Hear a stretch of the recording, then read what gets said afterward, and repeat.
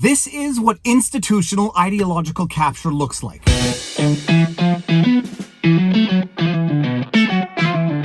Viva Frei, former Montreal litigator turned current Florida rumbler, and this is Winnie, and we are getting prepared to enjoy a nice sunset. And the amazing thing about this home office is that if I'm ever lacking on the lighting, yes, sir. 3, 2, 1, boom. All right, and now we've got better lighting. Canada's back in the news again. And if they're not yet in the news for this, I'm going to make us back in the news for this because it's been a good week for Canada, or a good week and a half. Jordan Peterson's re-education camp has been affirmed by an Ontario Court of Appeal. So the Ontario Order of Psychologists can in fact compel Jordan Peterson, Dr. Jordan B. Peterson, to undergo social media re-education because some of his tweets were mean, and according to the panel of whoever rendered the initial decision for the Order of Psychologists, determined that his tweets cause a real risk of harm to the public, affirmed by the Superior Court, affirmed by the Court of Appeal. Jordan Peterson off to re-education camp. It's not so bad, Homer. They go into your nose and they let you keep the piece of brain they cut out. Look. That is what you call the ideological capture of the practice of psychology in the province. And what did I just see today? The capture of the federal court in terms of imposing ideological conformity on all of its members, lawyers, whomever attends the federal court, because they've issued new rules. And when you see these rules, it's going to blow your mind.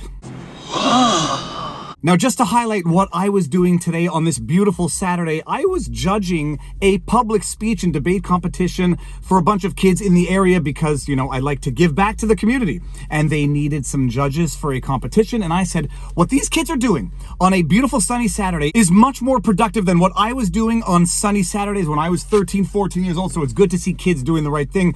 It's an amazing thing, seeing kids think, seeing kids speak publicly, conquer the biggest fear that most people have.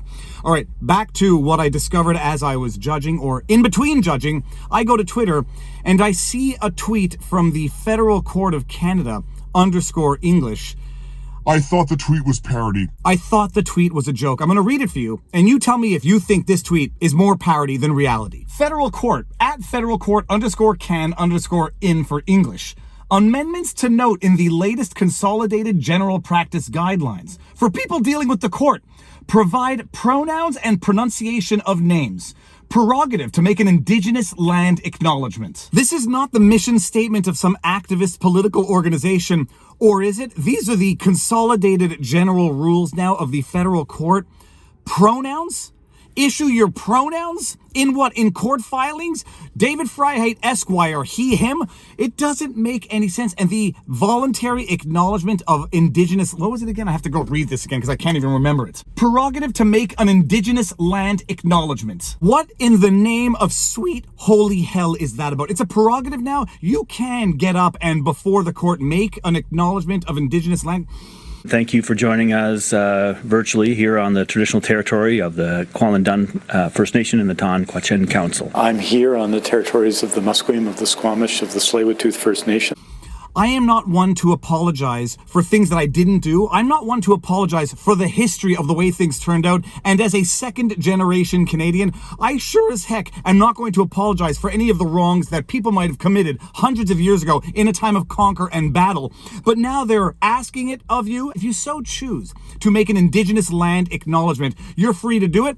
What conclusions are they going to come to if I don't do it? Blasphemer! It starts off as a prerogative in these new consolidated rules, and then it becomes mandatory. And the pronouns, if I walk into a courtroom and people are confused about my pronouns, I'm going to ask myself some questions. I know I've got long hair and all, and in the regressive stereotypes of what it means to be a woman, according to these progressives, having long hair makes you potentially a she, her, or if we're really creative, a she, they. I know according to these progressives who harbor the most regressive stereotypes of what it means to be a woman, long hair might be confusing. But if anybody looks at me and says, I wonder if he goes by he, him, actually, I'm going to ask myself some questions, but then I'm going to really ask some questions of them. But wait, it's not just limited to my pronouns. Wait till we get to the second tweet, only a part of which is relevant for the purposes of the ideological capture that I'm going to describe in a second. Federal Court @FedCourt_can_ing. Gender neutrality in addressing a member of the court.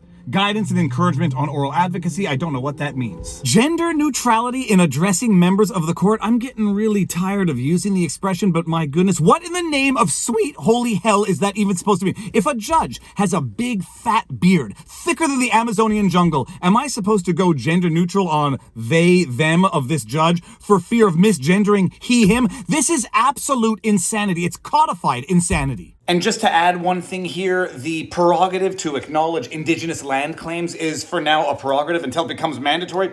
The pronouns, they don't seem to be a prerogative. They seem to be the new rules. What happens if you don't use preferred pronouns or don't specify yours or don't use gender neutral language with the court? What happens then? What happens if you defy this rule of procedure, these new codified principles? What happens? Straight to jail. Right to jail? No, I'm going with the liar meme. I'll hold you in contempt. I hold myself in contempt! You know, on YouTube, we talk about soft censorship in that when they demonetize certain subject matter, it deters people who are reliant on that income to cover those matters because you work for something that ends up getting demonetized, and so it deters you from doing it. So it's not overt censorship, it's just soft censorship.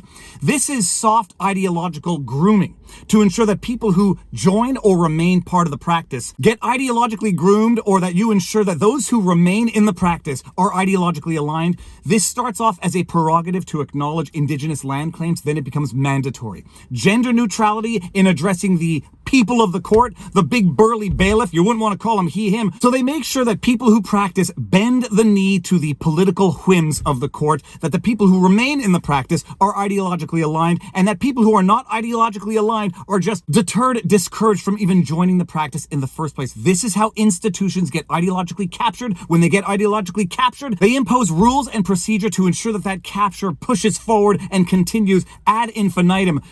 It's unbelievable. It really is just unbelievable. The Canadian court system has become a politicized international joke, and if people didn't know about this, they should know about this. This is what ideological capture looks like. This is what politicization of institutions look like, and this is when you know that you no longer have a neutral, objective justice system. You have a political partisan one. And if you go in there and you dare defy or object to any of these measures, well, good luck getting treated equally by a judge. All right, so that's the daily rant, and let me see here. Winnie, I think, wants to go for a walk. You want to go for a walk?